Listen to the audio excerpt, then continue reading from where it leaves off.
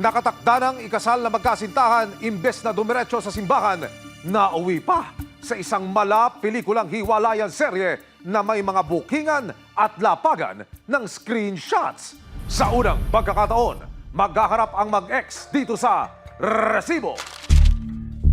Sa isang cellphone video na umani na ng mahigit 7 million views online, makikita ang isang babae na papasok sa isang gusali at may bitbit na mga papel. Sadya niya, hindi ang isang fine dining restaurant, kundi ang gym kung saan daw nagwo-workout ang kanyang soon-to-be groom. Konsentidor ko yung mga tao dito. Agad niya itong nilapitan at kinausap, pero maya-maya pa, Wag ako! Wag ako! tinulak at dinuro-duro na niya ang lalaki Ka ba? at ilang beses ding sinampal. Habang sinusubukan pang lumapit ng lalaki, Wag ka lumapit sa akin! dito na iwinasiwas at inihagis ng babae ang mga dala niyang papel sa mukha ng kanyang partner. Ayun o, may picture kayo. Nandito sa gym. Nakahalik ka ba?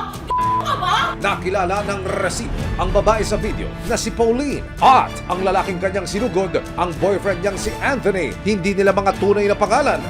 Ka ba? Hindi na raw napigilan ni Pauline ang kanyang galit nang malamang si Anthony may ibang ka-gym body na pala sa kanyang road to fitness. Nag-start na po siyang tumira sa gym and nag-start yung boxing journey niya. Tinry po namin hulihin yung girl.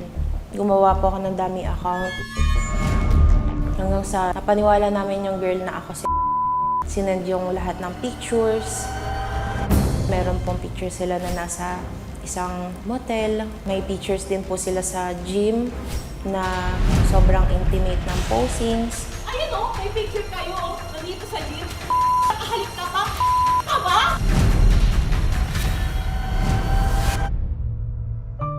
Taong 2020 nang mag-match daw sina Pauline at Anthony sa isang dating app. Naghahanap ako ng someone na makakapagparamdam sa akin ng love. Then I met my ex.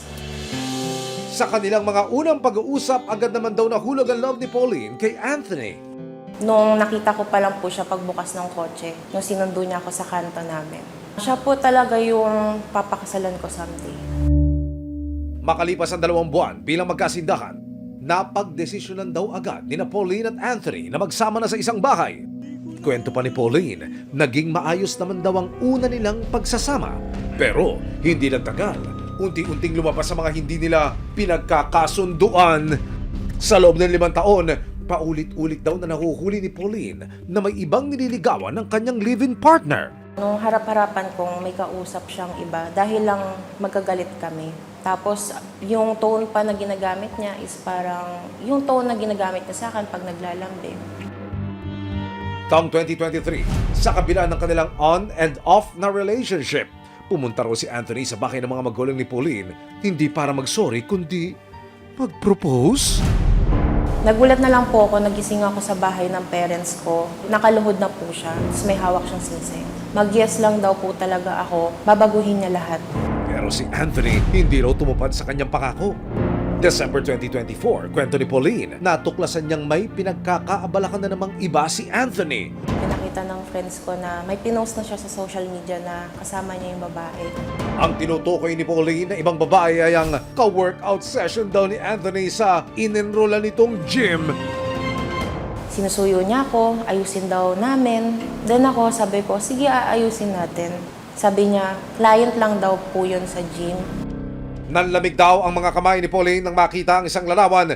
Si Anthony mukhang too close for comfort daw na kasama si gym buddy. Kaya naman si Pauline hindi na raw nag-atubiling mangalkal ng mga resibo tulad ng mga nilalanggam sa kaswitan na chat at larawan. January 27, nagpasya na si Pauline na sugurin si Anthony sa gym at ipakita ang mga nakuha niyang ebidensya. Ayun o, may picture kayo. Nandito sa gym. Nakahalik ka ba? Ka ba? February 6, 2025, isang linggo matapos ang pagsugod ni Pauline, humarap si Anthony sa resibo para ibigay ang kanyang panig. Hindi niya itinanggi ang mga paratang ni Pauline tungkol sa kanya. Yes. And ang ironic dito, while pursuing her, syempre may mga nagiging affair sa iba. Pero Hindi naman umabot doon sa point na nagkakaroon ng commitment. Actually, it's not just a habit, it's a lifestyle eh. Cheating is a lifestyle. Kwento ni Anthony. Inisip ko, valid naman makipag-relationship sa iba eh. But I missed the point na hindi siya bumibitaw. She's just letting go the commitment. Kasi may mali. Depensa ni Anthony tungkol sa paratang na paulit-ulit siyang nagloloko. My conscience is haunting me na eh. Kumbaga, andun na yung point na ba't ko nagawa yun? I know it is not an accident, but it was planned. I'm just thinking about the present. I'm not thinking about the consequences. Nagsisi ako. Nang talungin siya tungkol sa ibang babae na pinag-awayan nila ni Pauline, Client ko siya sa gym. Para siya naging hingahan ko ng mga time na di na ako makahinga kay Masakit na pinost ka. Hindi, kasi deserve ko eh. Expected actually. Expected. Kulang pa ngayon eh.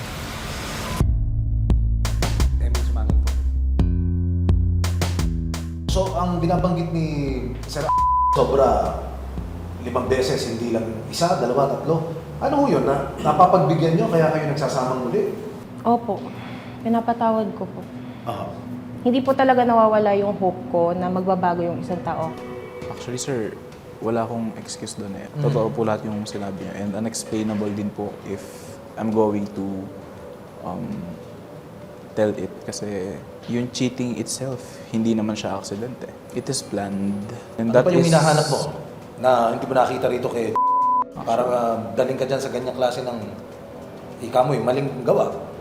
Actually, wala naman. Wala naman siya naging pagkukulang. Ako po yung talagang totally may mali and accountable dito sa mga nangyayari. Kasi ako yung nag-initiate ng action eh. sa gitna ng harapan, may ibinahagi si Anthony. Ikaw, anong ginawa mo para isalba itong relasyon ninyo? Meron ba? Meron, sir. Ano po yun? Yun, nagpa-therapy kami. The only mistake siguro na ginawa ko is I did not follow what the therapist said to me. Ano yung bilin ng therapist sa iyo na hindi mo sinunod? Mag-undergo sa physical examination and mag-take ng medication.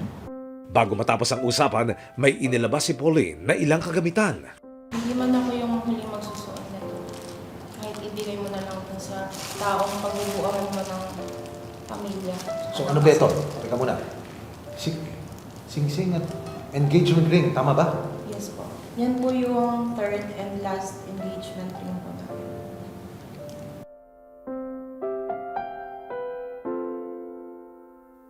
Sa hiling na rin ni Anthony, minabuti ng resibo na ilapit siya sa isang psychologist. My initial impression of this condition is he may have borderline personality disorder. I can imagine their symptoms are very intense. He can be held accountable for his behavior now because he knows what is right and wrong. He knows that there are certain behaviors that need to be hidden kasi mali.